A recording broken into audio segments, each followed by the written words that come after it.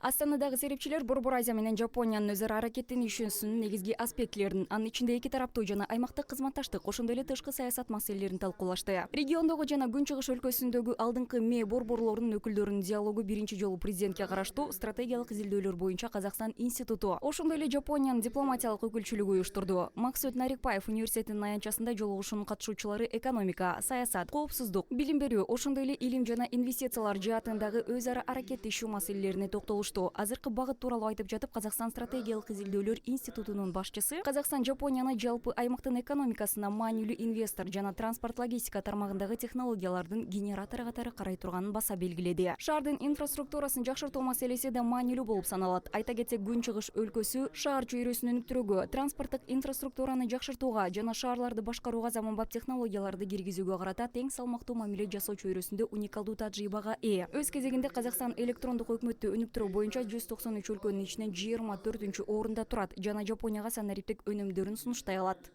Это встреча экспертов, а не для обсуждения конкретных проектов.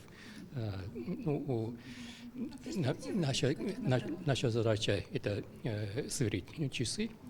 Бул серепчилердин конкреттүү долбоорлорду талкуулоо үчүн жолугушуусу эмес. Биздин милдет биздин көз карашыбызда кандай жалпылык бар экендигин жана кандай маселелерди чечүү керектигин билүү. Орто державалардын бири-бири менен кызматташуусу абдан маанилүү. Эки тараптуу мамилелер жөнүндө сөз кыла турган болсок, албетте, билим берүү, инфраструктура, адам капиталы, климаттык өзгөрүүлөргө байланыштуу маселелерди чечүү жана башка тармактарда кызматташтыкты өнүктүрүүгө болот.